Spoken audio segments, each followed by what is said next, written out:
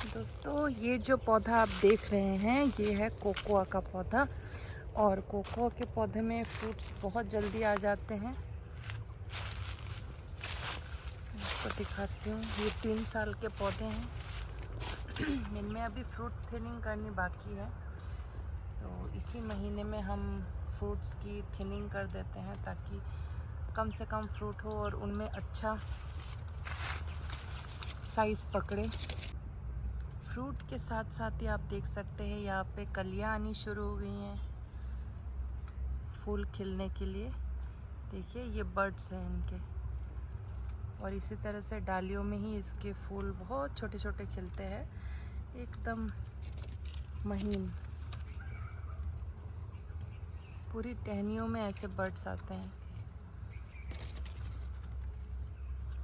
ये कैसी जलवायु में उगता है और इसको कैसा टेम्परेचर और पीएच चाहिए, इसके बारे में मैंने काफ़ी वीडियोस पहले भी बना के रखी हुई हैं, आप हमारे चैनल पे चेक कर सकते हैं।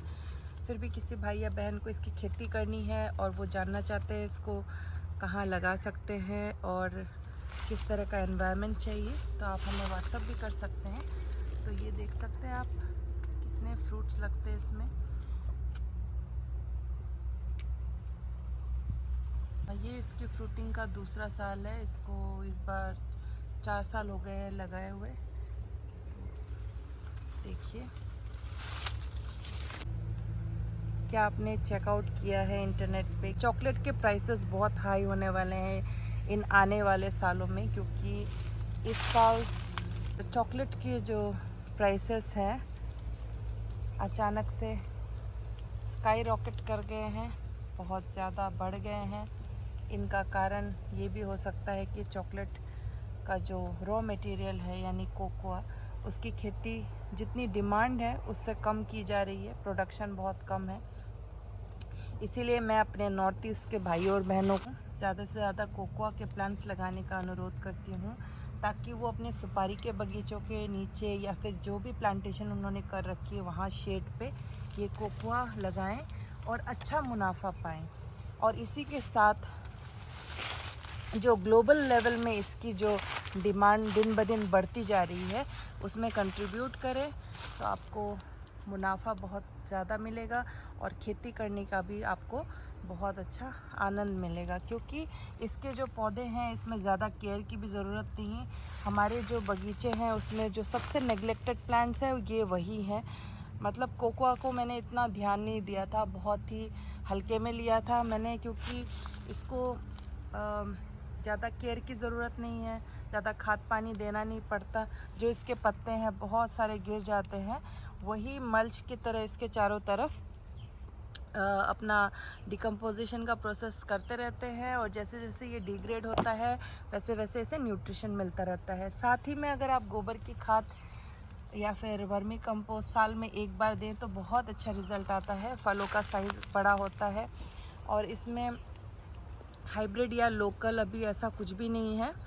जो भी प्लांट्स हैं उनके सोर्स कोकोआ के जो हैं हाइब्रिड ही है, और साउथ इंडिया में मेनली ये उगाए जाते हैं, केरला कर्नाटका में। और वैसा ही टेम्परेचर और जलवायु थोड़ा सा असम में भी है, जो कि स्पाइसेस और ऐसे कोकोआ कॉफ़ी वगैरह के लिए बहुत कंड्यूसिव है। तो आप लोग भी लगा सकते हैं कोकोआ, कॉफ़ी, काली मिर्च, ये सब एज ए इंटीग्रेटेड फार्मिंग या फिर इंटरक्रॉपिंग की तरह आप यूज़ कर सकते हैं। सुपारी के पेड़ हर किसी के यहाँ पे असम में इस तरह से हम लोग बगीचा बनाते हैं। तो इस तरह के सुपारी के बगीचे में हम 4-5 चीज़ें लगा सकते हैं, जिनमें खासकर जो हाई वैल्यू क्रॉप्स हैं जिनसे कि अच्छा मुनाफा कमा सके हमारे किसान, वो हैं ये कोकोआ, जो कि अभी लगभग 300 से 400 रुपये किलो के भाव से जा रहे हैं, और लगभग 4 फ्रूट मिलाकर ही 1 किलो हो जाता है। तो इसी तरह से आप अंदाज़ा लगा सकते हैं, आप अपने बगीचे में कितना पौधा लगाएंगे तो कितना मुनाफा आएगा आपके पास। तो ये जो सुपारी के पौधे हमारे ऑलरेडी 4 साल के हो चुके हैं, और ये जो 4 साल के पौधे हैं इतने टॉल हो चुके हैं कि हम इनके शेड में अभी दूसरे प्लांट्स लगा सकते हैं। दोस्तों, सुपारी के बगीचे में हम काफ़ी कुछ अलग अलग चीज़ों का एक्सपेरिमेंट कर सकते हैं। नीचे जब प्लांट्स छोटे हों तो आप हल्दी या अदरक की खेती भी कर सकते हैं इसके नीचे, अगर आपकी मिट्टी अच्छी है। जड़ को बिना नुकसान पहुंचाए आप सावधानीपूर्वक हल से या पावर टिलर से ये साफ़ करके आप हल्दी या अदरक लगा सकते हैं। हमने यहाँ पे हल्दी लगाई थी जो कि हमने अभी हार्वेस्ट कर ली है। अभी हम इनमें हल्दी इस बार कम लगाएंगे, 2 ही लाइन लगाएंगे, और इसी के साथ हम इसमें जो हाई वैल्यू क्रॉप्स है वो इस बार लगाएंगे।